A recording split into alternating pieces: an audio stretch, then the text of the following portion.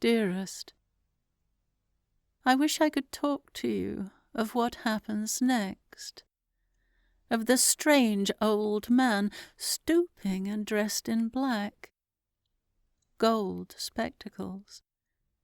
You would make sport of his old hat, with its strange shape and broad brim, his long, grizzled hair, his shambling gait, smiling absently, looking up at the sky or down at the ground, swinging his arms, his hands in gloves, many sizes too big for him.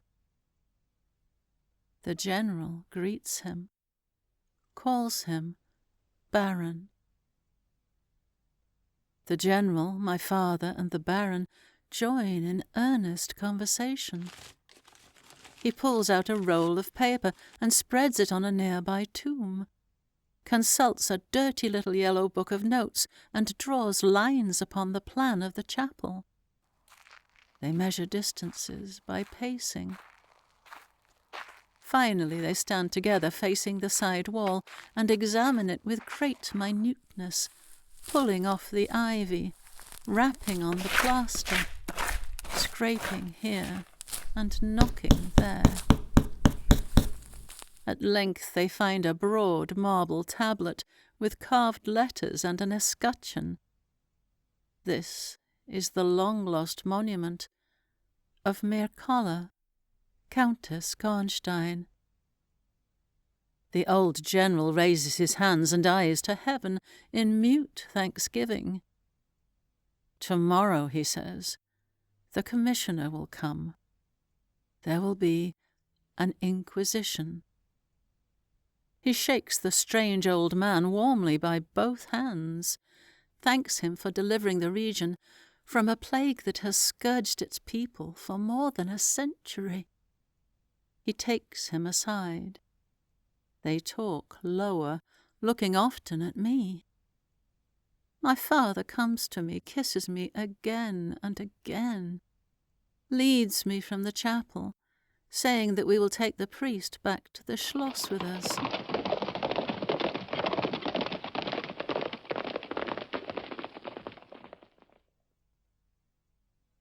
We are home. I am unspeakably fatigued. I am dismayed. There are no tidings of you, my Carmilla. No one explains to me what has happened in the chapel. 2 servants and Madame sit up with me in my room that night. The priest and my father keep watch in the adjoining dressing room.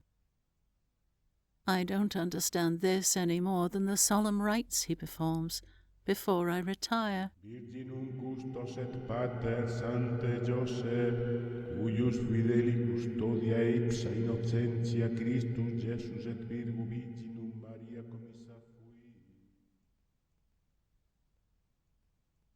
A few days pass. My nightmares have stopped. I begin to see more clearly. You know well, my sweet, that in this part of the world there is such superstition. Yet, with all that we have seen and heard, it is difficult to deny or even to doubt the existence of the oupire, the vampire. I have heard no theory by which to explain what I myself have witnessed and experienced. The formal proceedings have already taken place in the chapel of Karnstein. I was not present.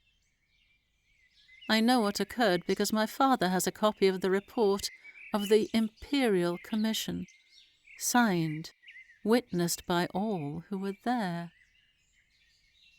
The grave of the Countess Mircalla was opened.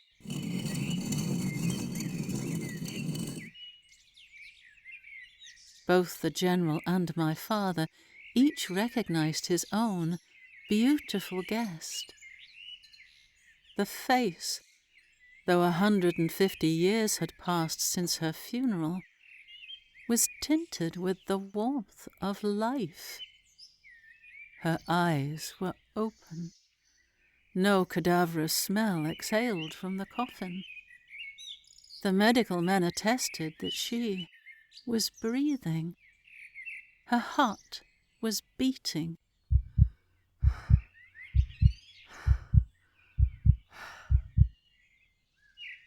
The limbs were flexible, and the body lay in a leaden coffin filled with blood to a depth of 7 inches.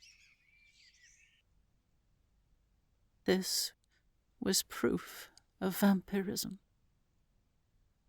The body, your body, my dearest, was raised and a sharp stake driven through the heart of the vampire, who uttered a piercing shriek of agony.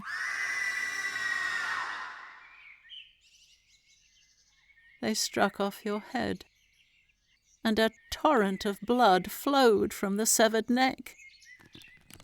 The body and head were burned, reduced to ashes.